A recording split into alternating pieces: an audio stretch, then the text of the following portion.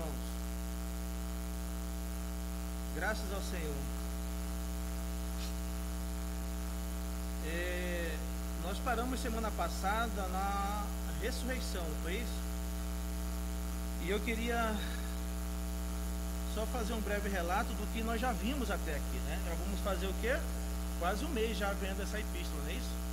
Acho que é a quarta semana, final de semana, ou é terceiro final de semana. Se não me engano, é o quarto final de semana já.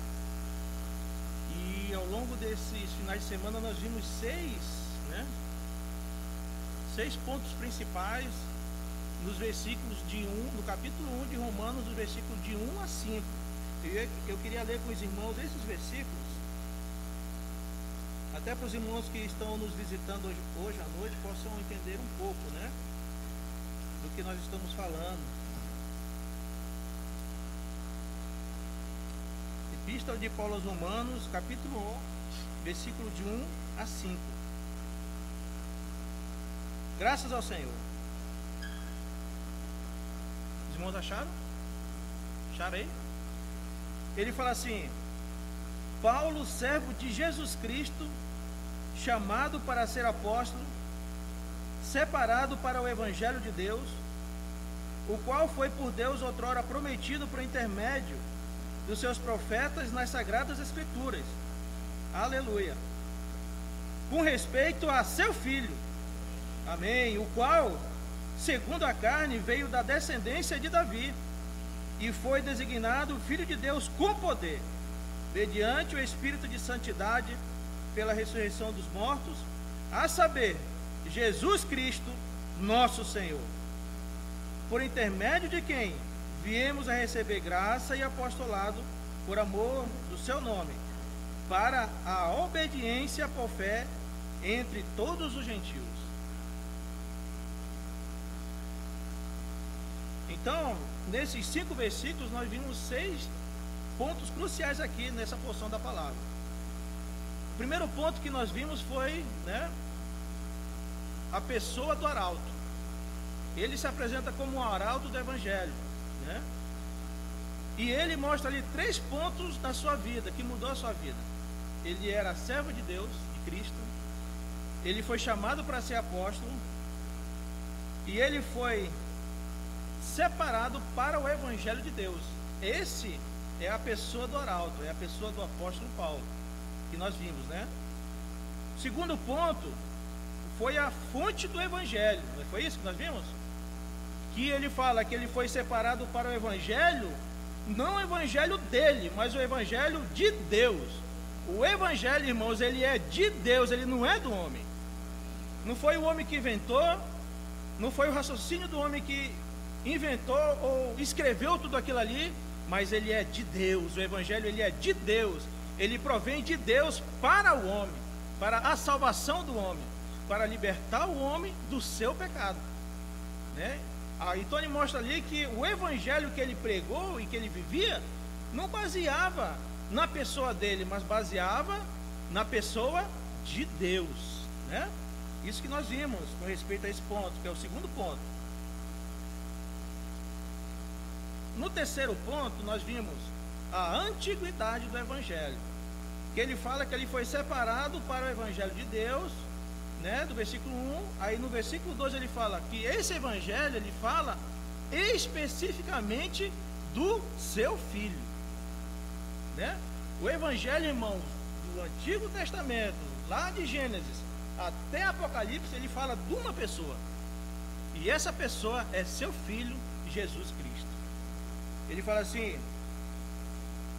no versículo 2 ele fala assim: o qual foi por Deus outrora prometido por intermédio dos seus profetas, ou seja, uma palavra bem antiga.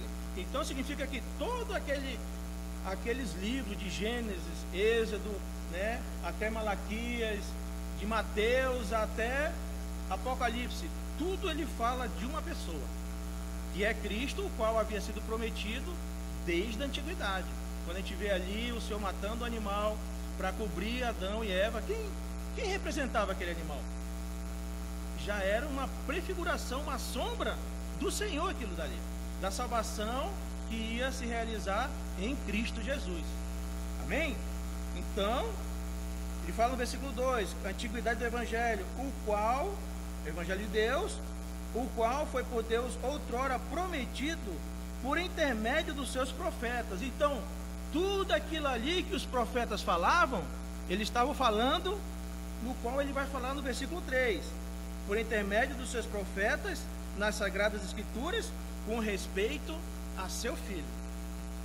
Tendo uma comunhão com o irmão, ele falou de uma pessoa que era ateu e se converteu ao Senhor.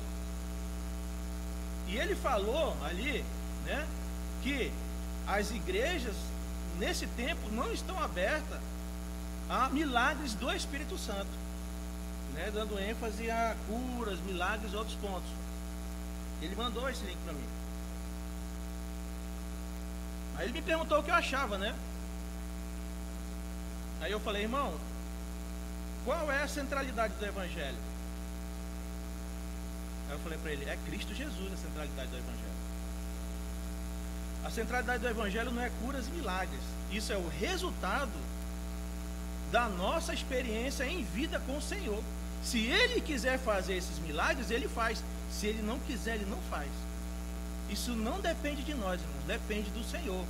O que depende de nós é nós estarmos posicionados debaixo do seu encabeçamento. Então, esse encabeçamento sendo real no meio da Assembleia, irmãos, essas manifestações vão ser normais no meio dos irmãos. Não é algo sobrenatural, é algo normal de uma vida de uma pessoa que vive em Cristo Jesus. Porque por meio dessa pessoa que está debaixo desse encabeçamento, o Senhor vai fazer a obra que é dele, não a obra que é do homem. O homem vai tentar inventar milagre, vai tentar inventar sinais, os quais o inimigo vai vir fazendo aí, enganando muitas pessoas. Prodígios e sinais, é dessa forma que ele vai vir. Então eu falei para ele que uma assembleia encabeçada, centralizada em Cristo, ela não é fechada para essas coisas. Pelo contrário, no meio dela, essas manifestações são normais. Porque as pessoas, onde o Senhor está, irmãos, as trevas vão embora, demônios são expulsos, realmente o demônio nem aparece. Certo? E se tem alguém incrédulo no meio dos irmãos, se for da vontade do Senhor, o Senhor realiza sinais e milagres para converter aquela pessoa. Porque sinais não é para os crentes. Os sinais é para os incrédulos. Aí ele ganhou luz, né? Pegando 1 Coríntios 12 ali, falando e botou tudo aquilo ali. Eu falei, pois é, irmãos, olha só que interessante. A igreja de Coríntio, provavelmente ela tinha mais esses sinais do que em Éfeso, do que em Filipos e outras igrejas. E olha a situação da igreja de Corinto. Aí você percebe que o centro não é esses sinais, o centro é Cristo Jesus. Por isso que o apóstolo Paulo chegou nele. Irmãos, quando fui ter convosco, não procurei saber de outra coisa, a não ser Jesus Cristo e este crucificado. E ele trouxe de volta os irmãos para o centro do Evangelho, que é Cristo Jesus. Por isso que o apóstolo Paulo fala, né, que o qual Deus prometeu, o Evangelho de Deus, o qual Deus prometeu outrora por intermédio dos seus profetas, nas Sagradas Escrituras, com respeito a milagres, a sinais, a prodígios? Não, com respeito a seu filho. Esse é o centro do Evangelho. Porque se no caso, o que ele está querendo indicar? Que as igrejas têm que forçar a manifestação do Espírito. Não é o princípio é as assembleias estarem no Espírito Santo. Aí o Espírito Santo vai fazer a sua vontade no meio dos irmãos. Porque isso é normal no meio de uma assembleia que vive debaixo, né, do iluminar, do derramar do Espírito Santo na vida dos irmãos. Esse que é o padrão, entendeu? Não é o contrário. Oh Senhor Jesus. Então, irmãos, esse Evangelho, né, ele foi prometido por Deus, pelos profetas nas Sagradas Escrituras. E esse Evangelho, ele fala do seu filho, com respeito ao seu filho. O Evangelho de Deus, ele tem um centro onde tudo gira em redor dele, do começo ao fim do Evangelho. Ele trata desse centro que é o Filho de Deus. Amém? Aleluia. Esse foi o quarto ponto que a gente viu. Aleluia. E aí nós continuamos aqui no quarto ponto, porque ele fala da essência do Evangelho com respeito a seu filho. E no versículo 4, ele fala assim: e foi designado o Filho de Deus com poder, segundo o Espírito de santidade pela ressurreição dos mortos, a saber, Jesus Cristo, nosso Senhor. Está vendo, irmão? Não tem espaço para pontos secundários no Evangelho. Ele só fala de uma pessoa, é Cristo, Jesus Cristo, Cristo, Jesus Cristo. Esse é o centro do Evangelho, né? E ele fala aqui que segundo ele veio da descendência de Davi. E nós vimos em Samuel, vamos lá em 2 Samuel,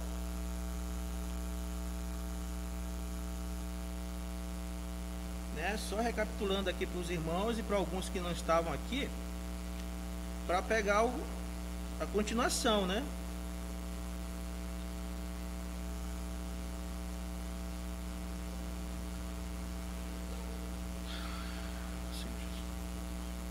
Segunda Samuel 6, versículo 12, 13 e 16.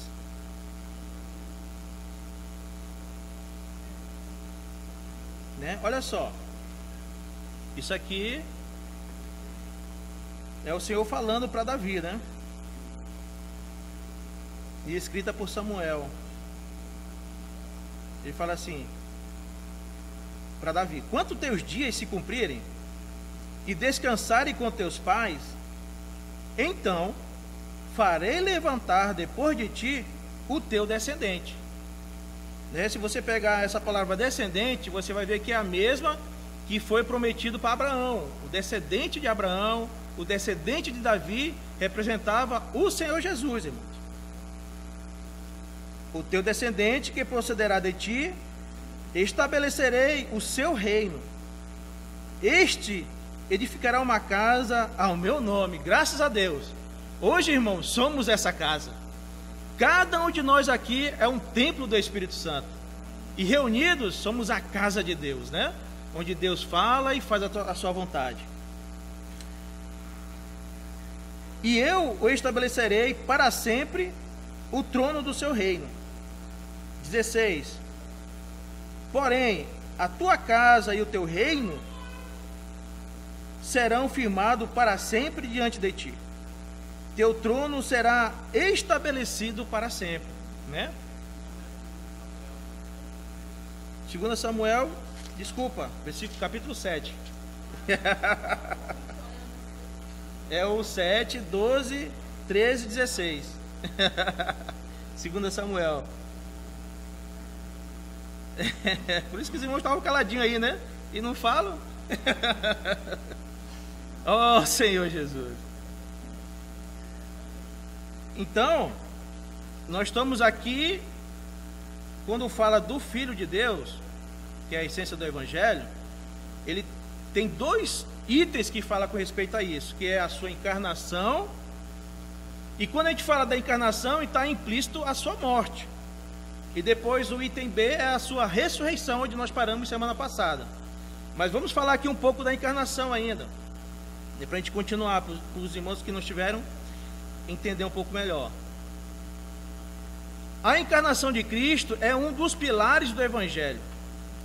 Fala do seu estado de humilhação, né?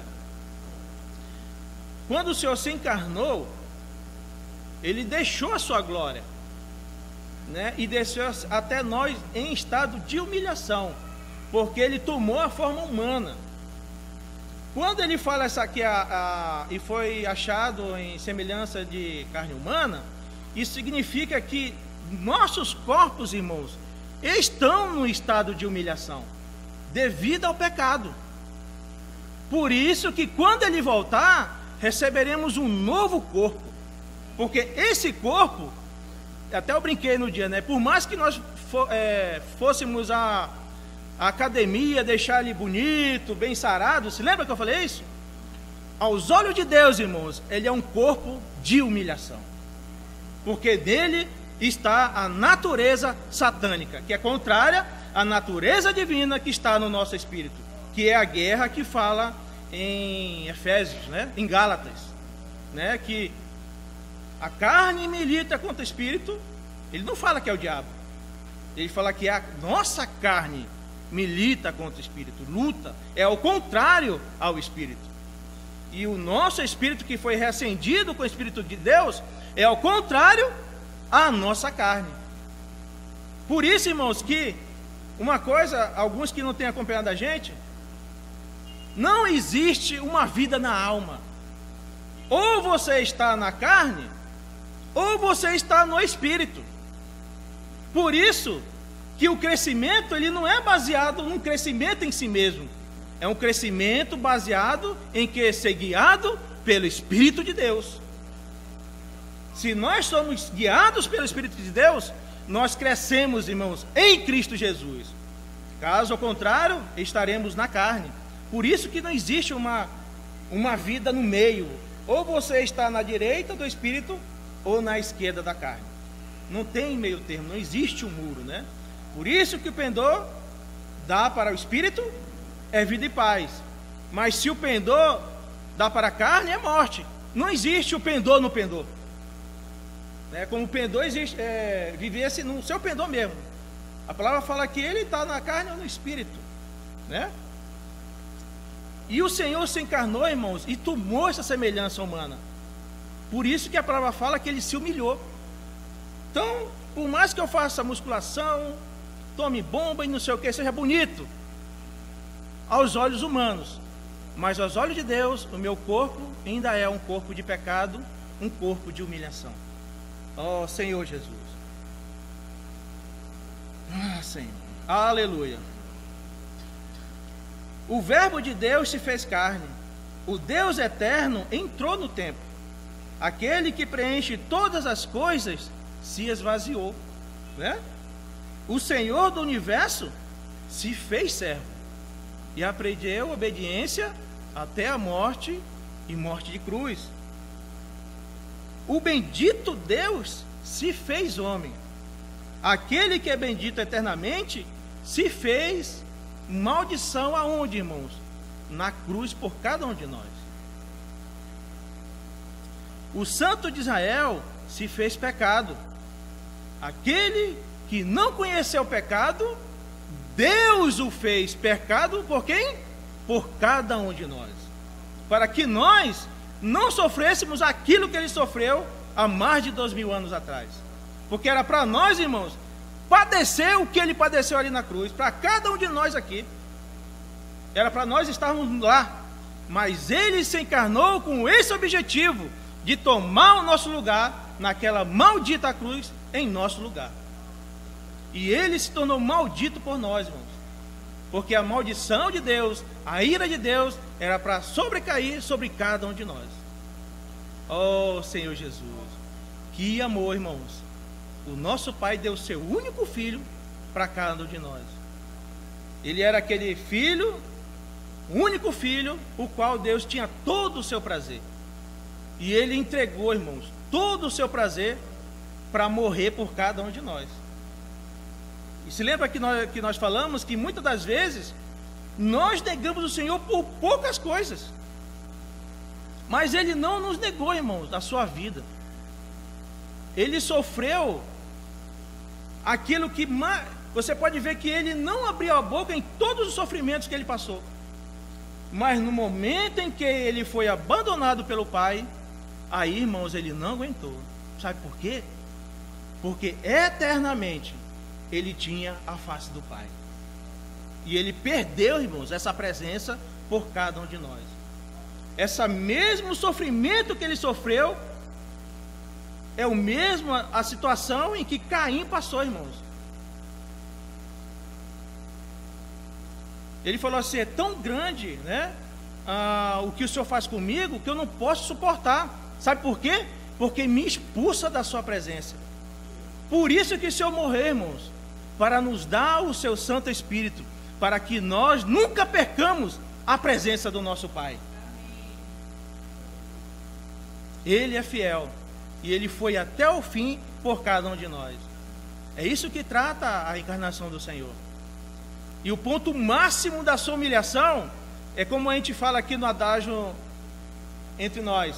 Aquela pessoa chegou no mais profundo poço. A situação dela não passa mais daí, que ela está numa situação de degradação tal que ela chegou no fundo do poço. E o Senhor, irmão, chegou no fundo também da sua humilhação.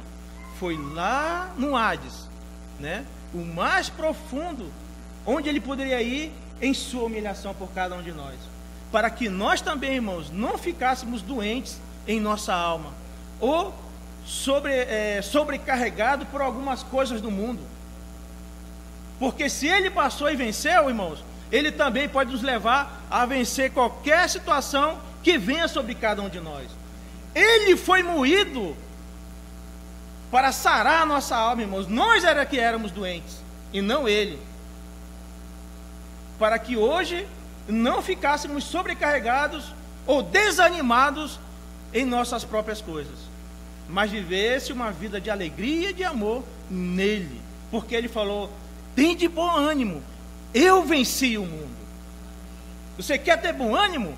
Então esteja em Cristo Jesus. Você quer ser alegre? Então esteja em Cristo Jesus.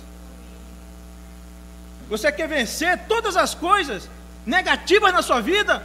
Esteja em Cristo Jesus. Porque Ele é fiel e sumo sacerdote, irmão. Ele passou todas essas coisas para socorrer, irmãos, os que são tentados. E nós, irmãos, como eu falei na semana passada, o pecado é assim, já explicar. O pecado, nós somos, aos olhos de Deus, virgens puras, sendo preservada para um único esposo, não é isso? Que é Cristo Jesus. Não é isso que fala a palavra? 1 Coríntios, não é isso que fala? O que é o pecado? O pecado é aquele camarada ali, iníquo, né, que fica cantando essa donzela. Por isso que a palavra fala que tesnamente nos assedia, porque ele fica procurando um meio, irmãos, de nos conduzir ao pecado. Ele coloca situações na nossa frente para nós cairmos nessas situações, para que nós caiamos nisso, certo?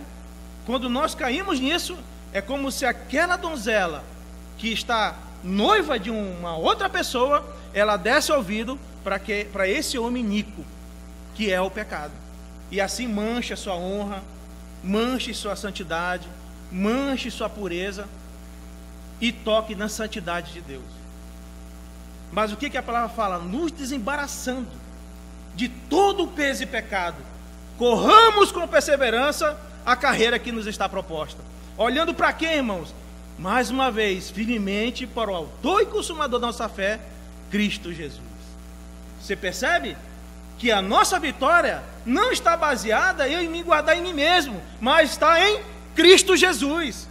O nosso crescimento não está, irmãos, eu apenas ler livros e mais livros, está eu viver em Cristo Jesus. Esse é o verdadeiro crescimento.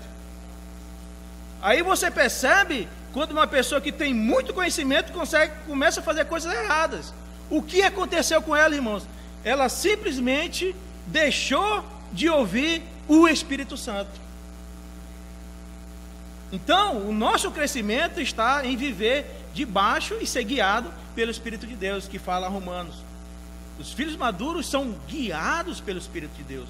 Ele fala ali que não é maduro e maduro em si mesmo, mas a consequência do amadurecimento deles é porque eles são guiados, eles ouvem o Espírito Santo. Oh Senhor Jesus! E nós estamos aqui para quê, irmãos?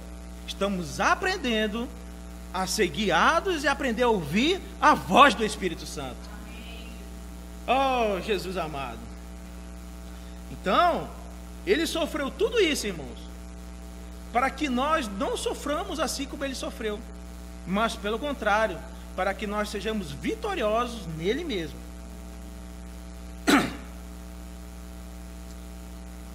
o autor da vida sofreu morte de cruz. No instante da sua crucificação, o sol da justiça foi eclipsado durante aquelas horas terríveis, em que ele sofreu a execução penal da ira divina contra o pecado, que era para ser sobre nós. Aí aquilo que eu falei, o ponto mais humilhante da sua encarnação foi quando o glorioso Deus desceu ao mais profundo abismo de vergonha.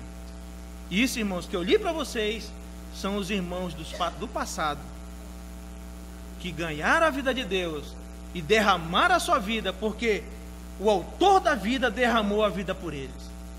Que possamos também derramar a nossa vida para o Senhor, apresentar o nosso corpo como sacrifício vivo, santo e agradável ao Senhor, né? Que é o melhor culto, é o melhor serviço que podemos fazer ao Senhor. Oh Senhor Jesus, mas aleluia, irmãos, ele não ficou na morte, glória a Deus. Romanos 1,4.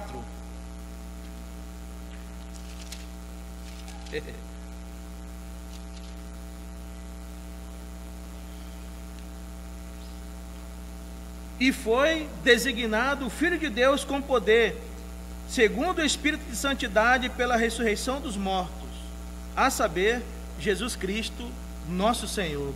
Glória a Deus, irmãos. Oh Senhor Jesus. O Filho de Deus se manifestou primeiramente em fraqueza, né, que eu falei ainda agora. Depois, com poder. O que Paulo fala? Muitas vezes, muitos estudiosos falam que o que Paulo está falando no versículo 4 é com respeito às suas duas naturezas, divina e humana, mas não é. O que ele está dizendo é que aquele Cristo que padeceu, agora ele não padece mais, ele foi ressuscitado em poder, entendeu? Agora, por quê? Porque a sua crucificação, a sua morte, quando ele ressuscita, deu final, irmãos, todos os sofrimentos que devia padecer o Senhor, né, como Messias. Agora, ele é o Filho de Deus em poder.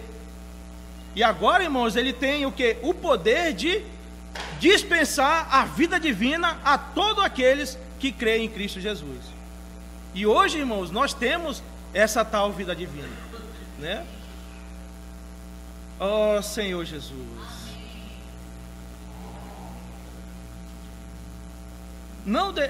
O Filho de Deus se manifestou primeiramente em fraqueza, depois em poder, com poder. Ele, que era desde a eternidade, não deixou de ser filho ao esvaziar-se na encarnação. Que muita gente pensa que ele deixou de ser Deus e se tornou um homem. Deixou de ser filho de Deus e esvaziar-se na encarnação, e humilhar-se em morte de cruz. Agora, porém, é designado o Filho de Deus em poder pela ressurreição dos mortos. Antes da ressurreição, ele era Filho de Deus em fraqueza e humildade. Por meio da ressurreição, tornou-se o Filho de Deus em poder. Lembra em João, Evangelho de João,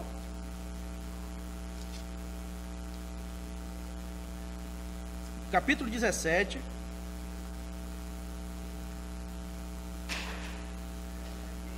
aleluia,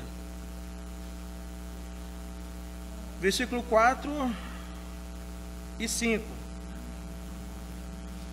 aleluia, irmãos, o Senhor ressuscitou, louvado seja o Senhor. Ele fala assim: eu te glorifiquei na terra, consumando a obra que me confiaste para fazer. E agora, glorifica-me, ó Pai, contigo mesmo, com a glória que eu tive junto de ti, antes que houvesse o mundo, né? Ou seja, na sua encarnação, irmãos, o que ele esvaziou-se? Dessa glória. Agora ele ia morrer, e quando ele ressuscitasse, o Senhor ia atender o seu pedido, ia devolver a glória a qual ele havia se esvaziado, né? É isso que o apóstolo Paulo está dizendo, que ele foi designado Filho de Deus agora em poder, por meio da ressurreição dos mortos. Assim, Paulo não está aludindo às duas naturezas de Cristo, divina e humana, mas os dois estados de humilhação e exaltação. É isso que ele está falando ali no capítulo 1 de Romanos, versículo 4. Ou seja, o Messias das Escrituras, encarnado em humilhação, é o mesmo Jesus Cristo ressurreto em poder. É isso que ele está dizendo ali. João 1, Evangelho de João 1.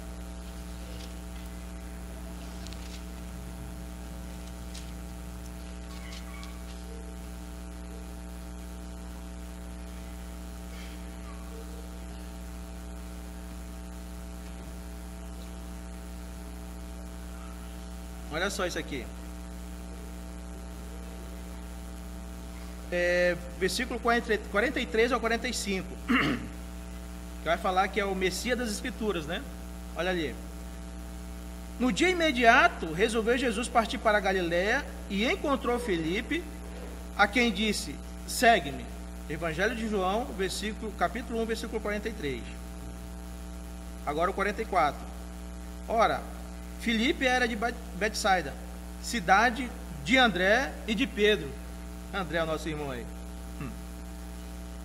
Filipe encontrou Natanael e disse: achamos aquele a quem Moisés escreveu na lei, a quem se referiam os profetas, Jesus, o Nazareno, filho de José, né? Então ele era o Messias prometido nas Sagradas Escrituras, e que Natanael está se referindo a ele com esse respeito, que é o Messias que haveria de sofrer. João 4,6.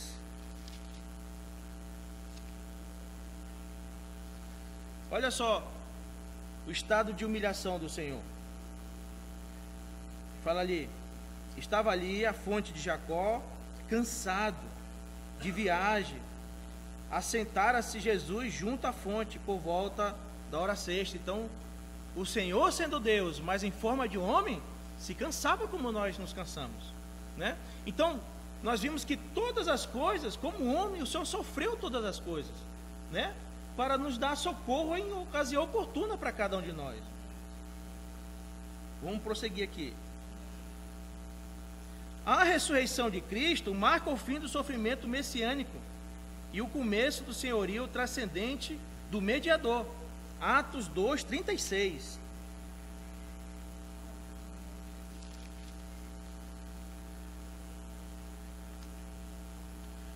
Agora mudou, irmãos. Agora ele ressuscitou. Olha que agora, olha o que os apóstolos falam do Senhor agora. Quem achou, pode ler para nós aí, por gentileza.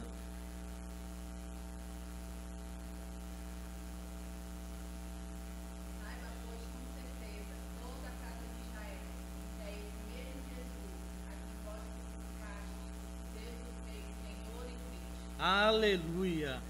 Passou, irmãos, o tempo de o Senhor sofrer.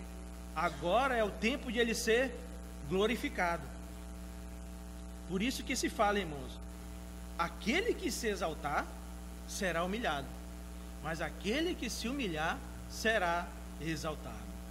Devemos nos humilhar debaixo da poderosa mão de Deus, para que em tempo oportuno ele nos exalte. Ó Senhor Jesus. 1 Timóteo 2,5.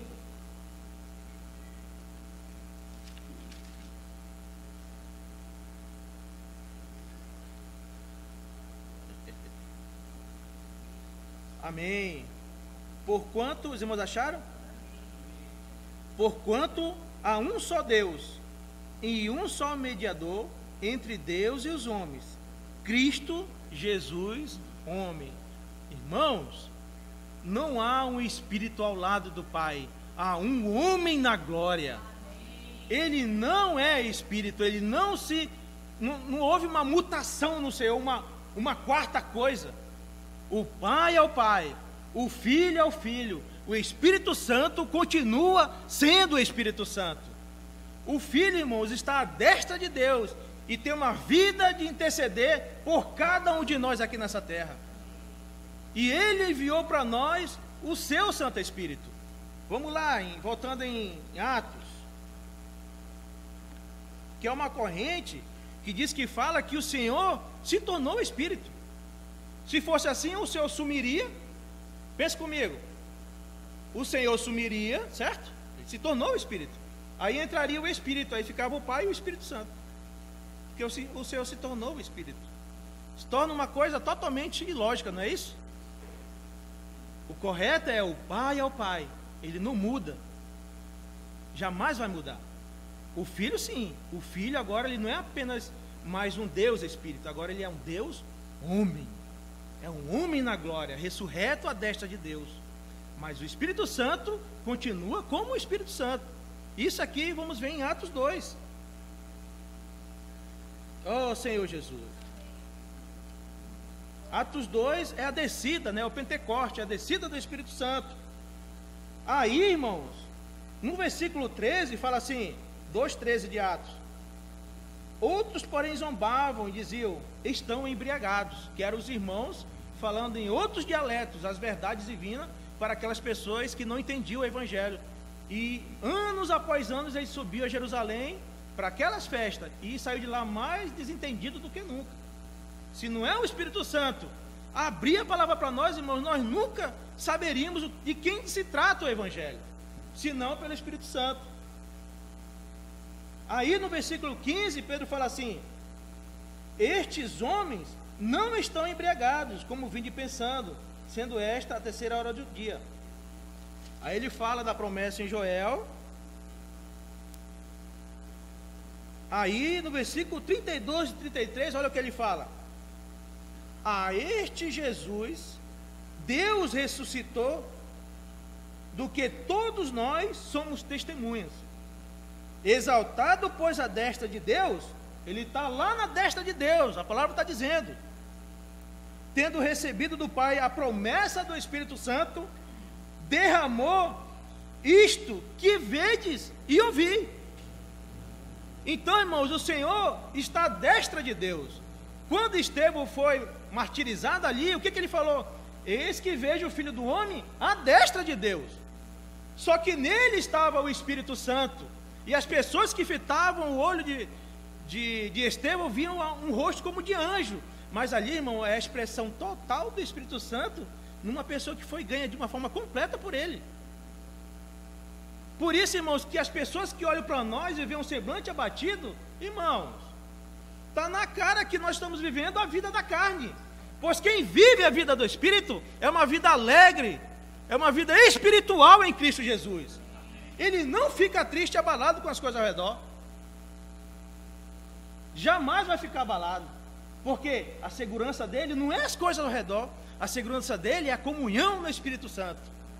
Oh Senhor Jesus, né? Tanto os testemunhos do apóstolo Paulo preso, foi chicoteado, né? Preso lá com o tronco nas pernas. O que ele fazia? Estava lamuriando? Não, estava louvando a Deus. Um louvor de tal forma que rompeu as cadeias e os grilhões dos presos se quebraram. É isso, irmãos, que é uma vida no Espírito. Não é uma vida, não é uma vida que depende da balança de valores. Se minha conta vai mal ou vai bem. Se a nossa vida em Cristo se limita a essas coisas, nós somos os mais miseráveis de todos os homens, irmãos. É isso que a palavra fala. Mas não, irmãos, nós somos de Deus. Nós pertencemos a Deus. Paulo tinha essa vida, o que ele fala? Ele era servo de Cristo. E nós, irmãos, somos o que de Cristo? Nós antes éramos servos do pecado. Mas pela fé em Cristo, Ele nos libertou dessa escravidão para sermos o que? Livres para fazer o que bem entendemos? Não, para sermos escravos dele também. Mudou o nosso Senhor. Só que o Senhor não é um dono maléfico, mau, que quer nos matar. Pelo contrário, Ele foi o primeiro a morrer por nós. E hoje nos chamou para sermos co-participantes, né, da sua natureza divina. Oh, que maravilha, irmãos. Que salvação é essa? Oh, que o Senhor mude os nossos pensamentos realmente. Porque essa transformação, ela vem por um só meio, irmãos. É pela renovação da mente. O que quer dizer ali? Que é a mente? O que representa o que é a alma? É a alma posta no Espírito, para que haja transformação. Esse que o Senhor fala para nós. Não tem uma terceira vida, uma vida na alma, uma vida no meio, uma vida na penumbra. Ou você está nas trevas, ou você está na luz. Não tem uma terceira posição. É só essas duas posições. Então, o Senhor ressuscitou, justamente, irmãos, para nos livrar de tudo isso que nós estamos compartilhando com os irmãos aqui, para termos uma vida de alegria no Espírito Santo com o Senhor, né? Por mais que todas as coisas estejam se acabando, mas a nossa vida, irmãos, é uma vida de dependência de Deus. Ó Senhor Jesus. A entronização de Cristo inaugurou a era do Espírito, pois é o Cristo exaltado que derrama o Espírito sobre a igreja. Tende bom ânimo, irmãos, Ele venceu o mundo. Oh, devemos aprender a ter bom ânimo no Senhor. Agora, o quinto lugar, a abrangência do Evangelho. Romanos 1, né? Romanos 1,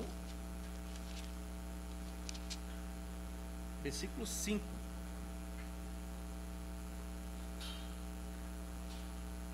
Aleluia.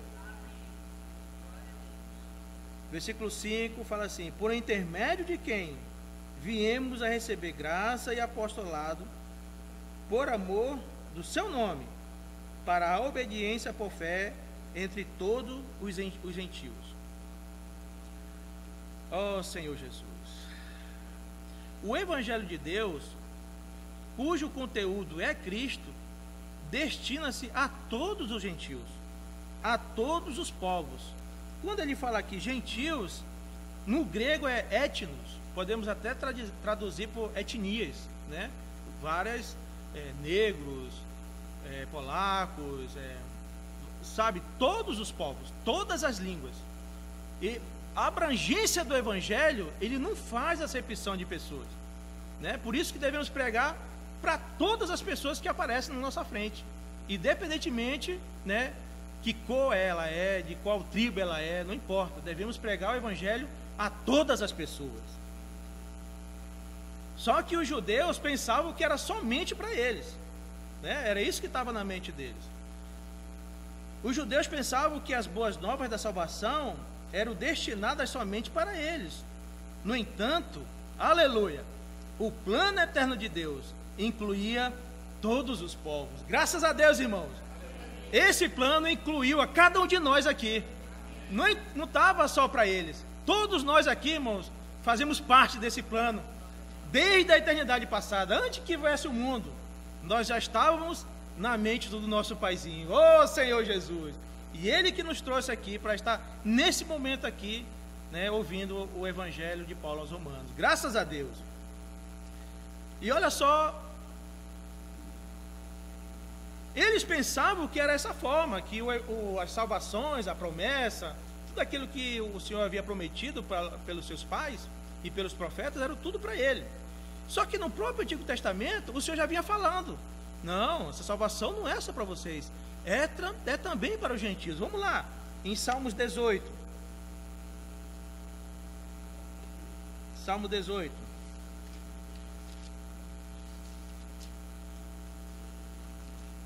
(49).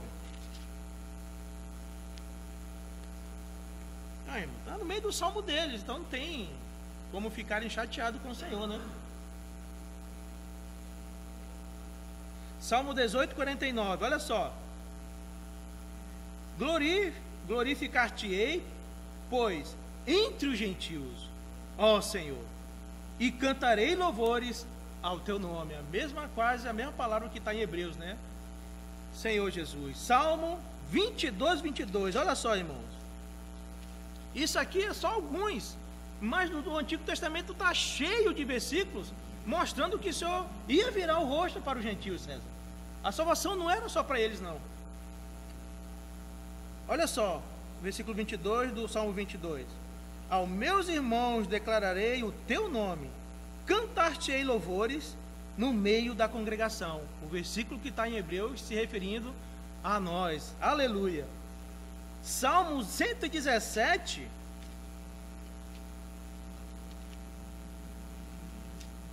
Salmo 117, versículo 1. Louvai ao Senhor, vós, todos os gentios. Louvai-o, todos os povos. Aleluia. Isaías 9,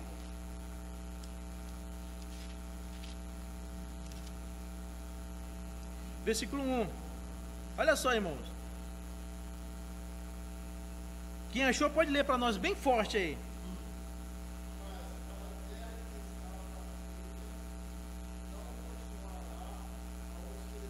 Sim.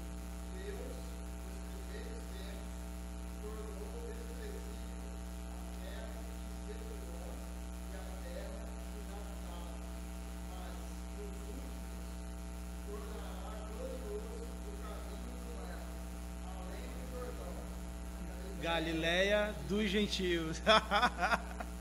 E o que fala Mateus, né? Que o Senhor apareceu como grande luz, irmãos, para os gentios, para essas terras aqui nebulosas, né? Fora aqui terras em trevas. Olha onde nós estávamos, irmãos. E o Senhor raiou sobre nós. Oh, Senhor Jesus! Obrigado, Senhor. Isaías 42, 1.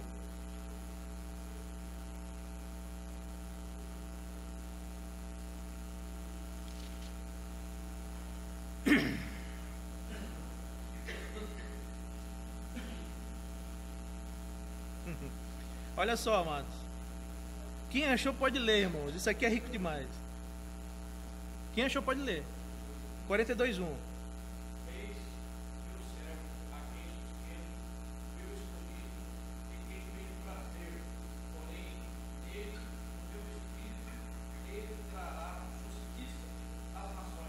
Aleluia. Aqui gentios, né?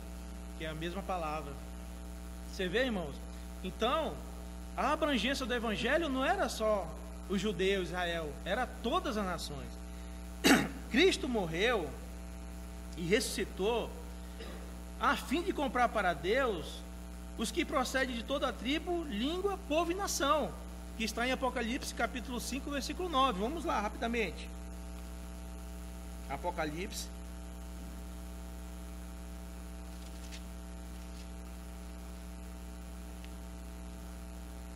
versículo 9.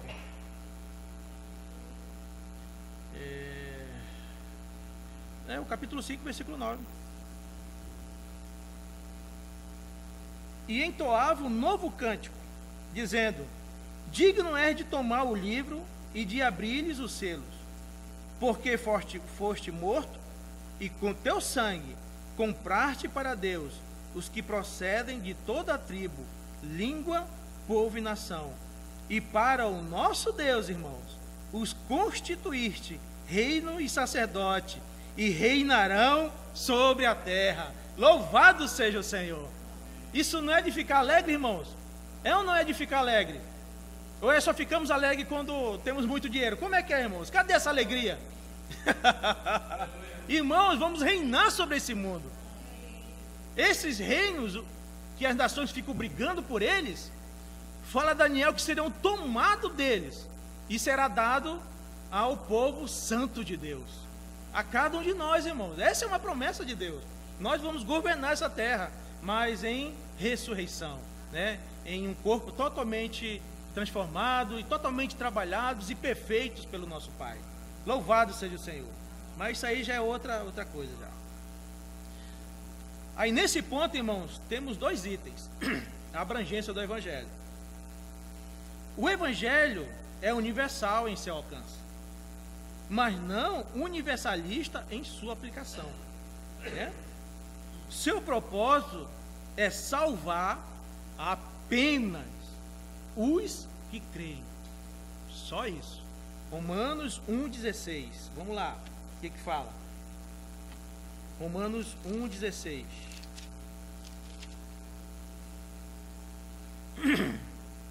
Fala assim: pois não me envergonho do Evangelho, porque é o poder de Deus para a salvação de todos?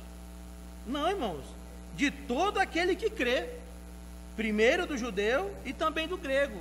Ou seja, o evangelho ele vai alcançar a todos. Todos vão saber que existe evangelho, todos vão saber que o Senhor existe, mas nem todos vão crer nele. Entendeu? Por isso que ele é universal em seu alcance, mas na aplicação ele não é universalista. O evangelho se aplica somente aos que creem. Olha só, Evangelho de João 6. Aqui eu poderia entrar até em predestinação, mas é um assunto bastante extenso, e eu não quero entrar nesse mérito, mas por cima, mostrar algo para os irmãos a respeito disso. Evangelho de João 6, do 36 ao 40.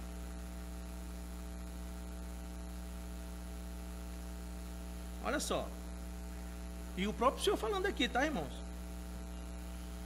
Porém, eu já vos disse que, embora me tenha visto, olha só, irmãos, não credes. Todo aquele que o Pai me dá, esse virá a mim. Então já entra a pré-eleição do Senhor. Só vem ao Senhor, irmãos, ao Pai, aquele que o Pai dá ao Filho. Entendeu? É isso que ele está falando. E o que vem a mim, de modo nenhum lançarei fora. Por quê? Porque foi dado pelo Pai para o Filho. Não tem como ele negar a pessoa. Entendeu? Porque eu desci do céu, não para fazer minha própria vontade, e sim a vontade daquele que me enviou. E a vontade de quem me enviou é esta, que nenhum eu perca de todos os que me deu. Nós, irmãos, fomos dados a Cristo pelo Pai, porque nós fomos escolhidos pelo Pai. É isso que ele está dizendo aqui. Pelo contrário, eu o ressuscitarei no último dia. De fato, a vontade de meu Pai é que todo homem que vir o Filho e nele crer tenha a vida eterna, e eu ressuscitarei no último dia. Né? Quantas pessoas não viram o Senhor pessoalmente ali? E olha os que creram. Né? Então, ele pregou o evangelho para toda a região ali. Mas olha os que creram no próprio Deus, irmãos. Então, tirando da cabeça dos irmãos algo que é colocado assim, você é obrigado. Não, irmãos. A nossa obrigação é pregar o evangelho. Mas a função de salvar a pessoa é do Espírito Santo. Porque ele sabe quem o Pai escolheu, nós não. Né? Nós devemos pegar o evangelho para todos. Mas se a pessoa não creu, tire esse peso das suas costas. Porque isso aí é função do Espírito Santo. Se ele não é para crer, não vai crer mesmo. Porque ele não foi escolhido por Deus. O que devemos fazer é orar pelas pessoas. E o Senhor salvar aqueles que têm que ser salvos. Simples assim. Não é marmota de homem, não. É isso que fala o evangelho. Certo? Senhor Jesus. Capítulo 8, versículo 47. João.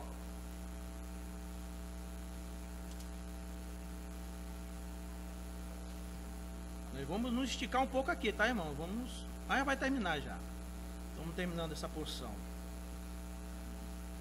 João 8, versículo 47. Olha isso aqui, irmão. Isso aqui é muito forte. Isso aqui é muito forte. Né? Que possamos guardar esse versículo em nossas mentes aqui essa noite. Esse versículo aqui, ó. Ó Senhor Jesus. Quem é de Deus, ouve as palavras de Deus. Por isso, não me dais ouvido, porque não sois de Deus. A quem ele estava se referindo? Aos fariseus daquela época, né? Que não aceitavam o Senhor, porque não eram de Deus. O Senhor cansou várias vezes de falar sobre esse assunto. Aí ele fala no capítulo 8 esse ponto. Aí o que acontece, irmãos, no capítulo 9? A experiência do cego de nascença. Certo? Vamos aqui desfrutar dessa porção da palavra. Olha isso aqui, irmãos. Caminhando Jesus, viu um homem cego de nascença. E os seus discípulos perguntaram: Mestre, quem pecou, este ou os seus pais para que nascesse cego? Respondeu Jesus: nem ele pecou, nem seus pais, mas foi para que se manifestem nele as obras de Deus. Ou seja, não depende de obra, de má ou boa obra, irmãos. A salvação, ela vem para o quê? Para manifestar a bondade de Deus ao homem, independente da situação do homem, certo? É necessário, versículo 4, que façamos as obras daquele que me enviou, enquanto é dia. A noite vem quando ninguém pode trabalhar. Enquanto estou no mundo, sou a luz do mundo. Dito isso, cuspiu na terra e, tendo feito lodo com a saliva, aplicou aos olhos do cego, dizendo-lhe: vai, lava-te no tanque de Siloé, que quer dizer enviado, que era uma sombra do Senhor, né? Ele foi, lavou-se e voltou vendo. Olha só. Então, os vizinhos e os que dantes o conheciam de vista como mendigo perguntavam: ué, não era esse Carlos aí antes? Que estava lá na bandinha, lá, tocava de qualquer maneira, vivia a vida dele lá, olha aí agora aí. Olha aí no meio dos crentes. É ele mesmo. Não, parece com ele. Olha o louro. Olha o Joaquim aí, rapaz. Né? Quantas vezes não viu o Joaquim tomando uma cervejinha com seus amigos? Mas olha aí. Não bebe mais. É cristão. Nós, irmãos, éramos cegos lá, vivendo essa vida aí. Né? Quando as pessoas olham, olha o Aldales. Olha aquela bagunceira lá antigamente. Olha aí agora aí. Mudou a vida dela. Como que muda assim? Será que é ela mesmo? Né? As pessoas ficam perguntando: o que aconteceu? Eu, quando incrédulo ainda, quando um amigo meu creu, por meio dele, o Senhor aproveitou, quando ele creu, e por meio dele eu fui levado ao Senhor. E há mais de 20 anos vinha procurando o Senhor. Quem era o Senhor? Perguntava para minha mãe, para meu pai, super católicos, meus avós. Ninguém sabia me explicar quem era o Senhor Jesus, quem era o Pai e quem era o Filho. Com 12, 14 anos, fazer essa indagação para meus pais, né? Graças ao Senhor, um dia, não por minha própria vontade, porque Deus quis, se manifestou para mim também. E hoje eu estou aqui com meus amados irmãos, vivendo essa carreira junto com meus irmãos, passando por todas as situações, irmãos, que vocês passam na vida de vocês. Nós que falamos a palavra não somos melhores que nenhum aqui. Nós somos iguais aos irmãos, passamos pelas mesmas situações, a mesma carne que eu tenho, os irmãos têm a mesma carne, as mesmas dificuldades que eu passo, que os irmãos passam, também nós passamos. Mas quem é o nosso Salvador bendito? É o Senhor Jesus. Aleluia, Ele que nos leva, Ele que nos trouxe até aqui, irmãos, né? Será que por nossa própria força nós estaríamos aqui? Não, foi Ele que nos trouxe. Aleluia. E olha só, vamos continuar nessa experiência aqui. Essa aqui é a nossa experiência, irmãos. Nós éramos cegos. Então, uns diziam assim: é ele. Não, o versículo 8. Então os vizinhos e os que dantes o conheciam de vista, como mendigo, perguntavam: não é este que estava sentado pedindo esmola? Uns diziam: é ele. Outros: não, mas se parece com ele. E ele mesmo, porém, dizia: sou eu. Né? É o Marcelo mesmo? Não, mas parece com o Marcelo. Será que é o Marcelo mesmo? Não, rapaz, sou eu mesmo. Aquele camarada doido lá, cabeludo, no meio de vocês, é eu mesmo, não é outro não, né? Se ele estivesse vivo, irmãos, porque muitos dos meus amigos que viviam a vida louca, muitos já foram ceifados, e pela sua misericórdia, imensamente misericórdia, eu estou aqui com os amados irmãos. Louvado seja o Senhor, né? Versículo 10. Perguntaram-lhe: pois como te foram abertos os olhos? Ó, irmãos, que o Senhor providencie pessoas para nos perguntar também: como que você vive isso aí? E possamos, irmãos, falar do Evangelho para cada um deles. Ó, Senhor Jesus. Respondeu ele: o homem chamado Jesus fez lodo, untou-me os olhos e disse-me: vai ao tanque de Siloé e lava-te. Então fui, lavei-me e estou vendo. Disseram-lhe, pois, onde está ele? Respondeu: não sei, né? No começo da nossa salvação é assim, hein? Cremos no Senhor, entramos lá, uma reunião que a gente não entende direito, mas aos poucos começamos a ganhar visão, não é isso? Aos poucos começamos a entender, o funcionamento orgânico da igreja. Opa, tem esse serviço aqui. Será que eu me qualifico aqui, Senhor? Ora ao Senhor. Então, a coisa vai crescendo, vai ampliando a sua visão. Quando nós entramos, nós não estamos preocupados com quem serve, ou se há serviço na Assembleia, porque acabou de crescer. É uma criança ainda. Por mais que seja adulto de 40 e poucos anos, mas se foi salvo, a vida ainda vai mostrar os serviços da igreja que tem para ele, né? Porque uma criança é recém-nascida, espiritualmente dizendo. Versículo 13: levaram-lhe, pois, aos fariseus que dantes fora cego, e era sábado, dia em que Jesus fez o lodo e lhes abriu os olhos. Então os fariseus, por sua vez, lhe perguntaram: como chegar a ver? Ao que lhes respondeu: aplicou o lodo aos meus olhos, lavei-me e estou vendo. Por isso, alguns dos fariseus dizendo: esse homem não é de Deus. Senhor Jesus, já pensou, irmãos? Você está lá, agora regenerado, aí as pessoas creem no seu evangelho, mas as pessoas que não creem no evangelho falam: esse camarada, ele tem ousadia de falar, essa pessoa é uma pessoa endemoniada. Sabe por quê, irmãos? Porque não é ela mais falando, é aquela potestade de Efésios 2 que está falando por meio dela. Por isso que a nossa luta não é contra as pessoas, é contra principados e potestades, né? Isso mostrando aqui para os irmãos, rapidamente. Vamos continuar aqui, que o tempo está avançando. Esse homem não é de Deus, porque não guarda o sábado. Senhor Jesus. Diziam outros: como pode um homem pecador fazer tamanhos sinais? E houve dissensão entre eles, ou seja, uns ficaram pelo lado do Senhor e o outro pelo lado da incredulidade, né?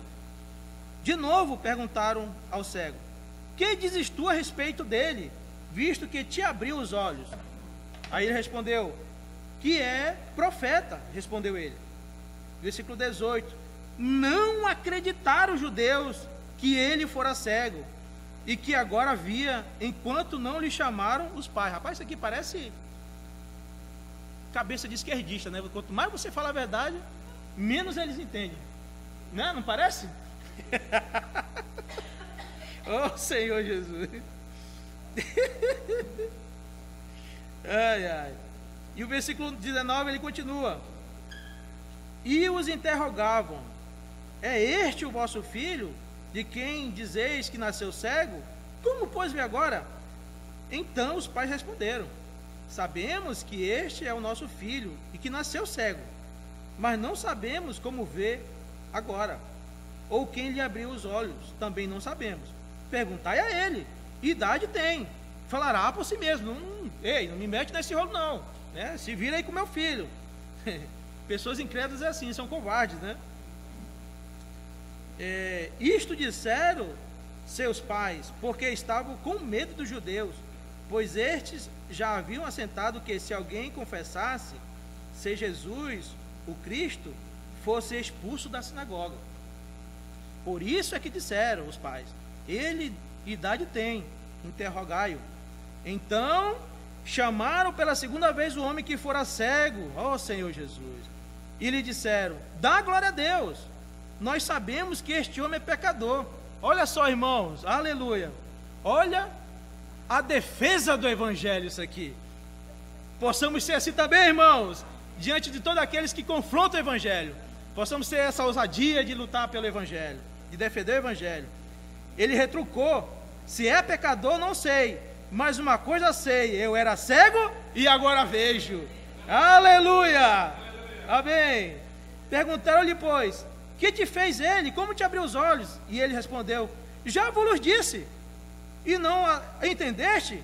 Por que quereis ouvir outra vez? Porventura queres vós também tornar-vos seus discípulos? Então o injuriaram: sai daqui, rapaz. E lhe disseram: discípulo deles é tu, mas nós somos discípulos de Moisés. Sabemos que Deus falou a Moisés, mas este nem sabemos de onde é. E esses, irmãos, que estão falando do Senhor, eram os que pronunciavam as escrituras sábado após sábado, dentro das sinagogas, e não enxergavam aquele a quem as Escrituras falavam, né? Senhor Jesus. Que o Senhor possa nos livrar, irmãos. Que na nossa leitura da palavra possamos ver a face de Cristo. Oh, Senhor Jesus. Respondeu-lhes o homem: nisto é de estranhar, que vós não saibais de onde ele é. O que ele está dizendo? Como que vocês não conhecem o Senhor, se é vocês que pregam para toda essa turma aí as Sagradas Escrituras? Isso é de estranhar, que vocês não conhecem ele. Já pensou? O camarada começou a enxergar, irmãos, né? Olha só, que vocês não saibais de onde ele é, contudo me abriu os olhos. Olha só, sabemos que Deus não atende pecadores, mas pelo contrário, se alguém teme a Deus e pratica a sua palavra, a este atende. Louvado seja o Senhor. Você crê na palavra, irmãos? Então pratica, guarda ela, que na sua oração o Senhor vai te atender. Aleluia. Desde que há mundo, jamais, isso aqui, irmãos, se você prestar atenção, já é o Espírito Santo falando através dele, porque é um cego de nascença, né? Cego, irmão, de nascença, não sabia de nada da história. Quando o Senhor abriu os olhos, olha o que o Espírito Santo fala através dele. É como se ele tivesse sabedoria desde o começo da terra. Olha só, desde que há mundo. Mas rapaz, como o camarada acabou de começar a ver e já sabe histórias antigas?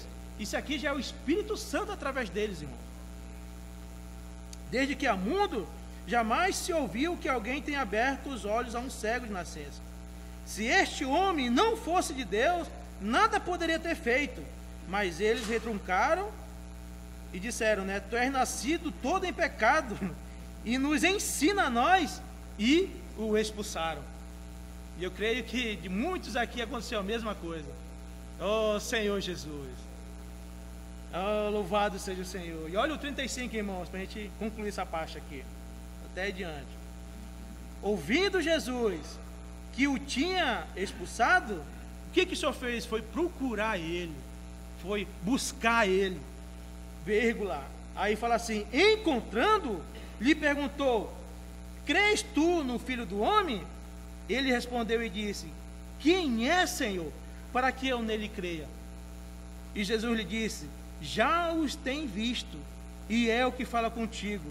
Então afirmou ele, creio, Senhor, e o adorou. Louvado seja o Senhor. Então, irmãos, você vê que ele foi livrado ali de uma situação religiosa para ter um encontro pessoal com Cristo, né? E muitas das vezes nós temos uma vida religiosa também, queremos viver o Evangelho, mas a parte de Cristo. Irmãos, a nossa vida ela só é real em Cristo Jesus. O viver do Evangelho só tem força por meio de Cristo Jesus. Nós tendo comunhão com eles, irmãos, todas essas palavras que o Senhor nos fala, nós vamos praticar sem dificuldade nenhuma, porque a vida de Deus está o que? Pulsando em cada um de nós, em cada um daquele que ouve a sua palavra, né, e a pratica. Ó Senhor Jesus. Então, nós estamos aqui, irmãos, para o quê? Não para ouvir o homem, não para glorificar o homem, mas para adorar o Senhor Jesus, né? O objetivo dessa reunião é nos levar para o quê? Para mais perto dele, para mais perto e ouvir a voz do Senhor. Senhor Jesus. Então, nós vemos assim que o Evangelho, eles não viram ali o Evangelho, tanto é que eles mesmos pregaram o Evangelho, mas eles creram naquele Evangelho? Não creram, porque o Evangelho ele só se aplica no momento em que a pessoa crê. Aleluia. Aí o sexto ponto é a finalidade do Evangelho. Romanos 1,5, para a gente finalizar aqui. Como é que está aí, Wendel? Tem bateria ainda? Amém. Então dá para a gente... Que deu uma aceleradazinha aqui, que é com medo lá, né? Aleluia. Versículo 5 do Romanos 1. Fala assim: por intermédio de quem viemos a receber graça e apostolado por amor do seu nome, para a obediência por fé entre todos os gentios. Então, a finalidade do Evangelho, por intermédio de quem viemos a receber graça e apostolado por amor do seu nome, qual é o objetivo? É para a obediência por fé.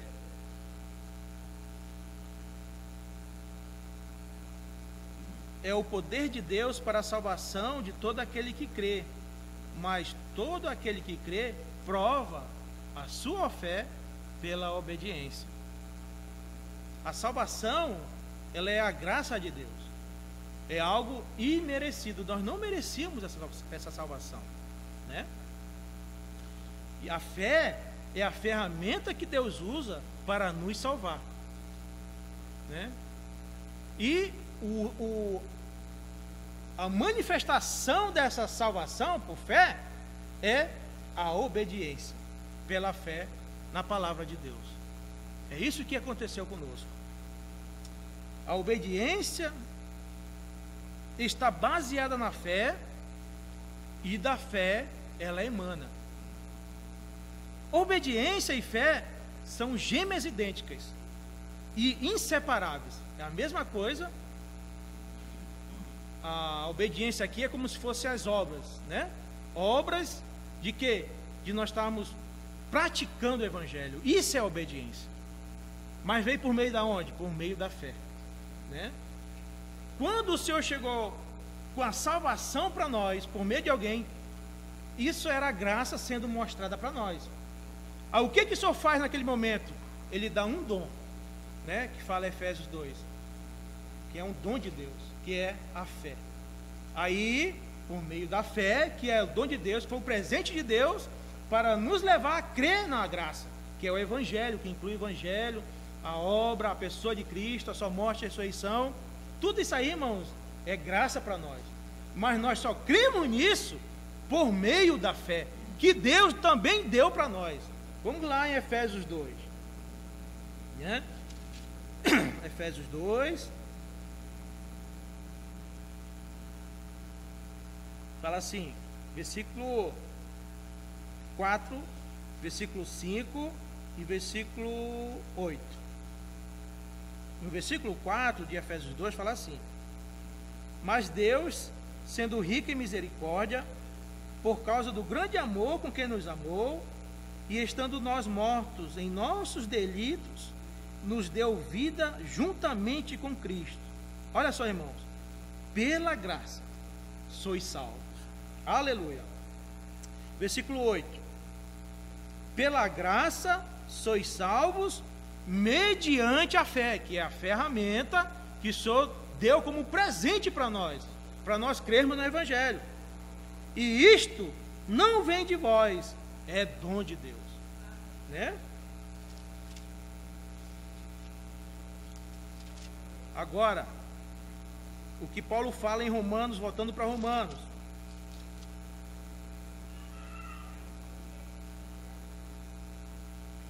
que quando nós cremos nesse Evangelho, ele gera uma atitude, irmã Jane. É o quê? A obediência ao nosso Senhor, né? O instrumento da salvação é a fé. A obediência e a fé são gêmeas, idênticas, inseparáveis. Uma não existe sem a outra. Não tem como o incrédulo obedecer ao Evangelho, irmãos. Não tem como. É somente aqueles que têm fé.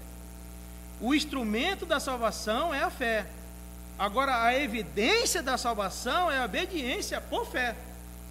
Obediência por fé é a resposta que o Evangelho exige. É a sujeição voluntária ao Evangelho ouvido. Louvado seja o Senhor. Então, Carlos, quando alguém chegou com o Evangelho para você, meu irmão, você ouvindo ali a palavra, você creu nela não pela sua própria vontade, mas foi Deus que colocou no seu coração fé, meu irmão, para você crer naquilo que estava sendo pregado. E agora, qual é o resultado disso? De uma fé viva no Senhor? É a obediência ao Evangelho, né? É a obediência ao Senhor. Quanto mais nós temos fé no Senhor, mais, irmãos, nós somos obedientes a Ele, né? Podemos orar muito, pedir muito, Mas ainda assim, se nós não tivermos fé suficiente, possamos desobedecer ainda a sua voz, mesmo tendo noites e dias orando. Porque o que nos leva a obedecer a Ele, né, é a nossa fé no Evangelho de Deus. É a nossa experiência pessoal com o Senhor. Então, resumindo tudo isso, irmãos, que nós vimos até aqui, os 6 pontos, né? Resumo. As boas novas é o Evangelho de Deus, né? Evangelho que fala de Cristo, que foi prometido por Deus nas Sagradas Escrituras por intermédio dos seus profetas, né? Segundo as Escrituras, para todas as nações. Para o quê? Para a obediência por fé, por causa do seu nome, o nome de Cristo. Louvado seja o Senhor, né? Então aqui nós finalizamos a porção de 1 Romanos, capítulo 1, versículo de 1 a 5, né?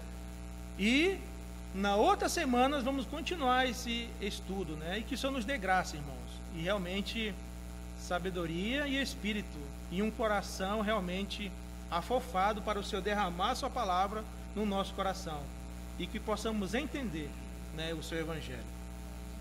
Ó Senhor, muito obrigado. Obrigado pelas tuas palavras, Senhor. Senhor, te agradecemos pelo que o Senhor tem falado a cada um de nós. Honra a tua palavra no nosso meio. Senhor, queremos honrar a tua palavra, nos submeter a ela, ser obedientes a ela. Aumenta a nossa fé, Senhor. Acrescenta mais fé em cada um de nós. Derrama o teu Santo Espírito sobre cada um de nós. Senhor Jesus, oh, nos transforma, Senhor. Renova sua mente através da tua santa palavra. Limpa-nos, Senhor, nos purifica com a verdade do teu Evangelho. Muito obrigado, Senhor, por essa noite. Obrigado por cada um dos irmãos. Oh, Jesus é o Senhor. Aleluia.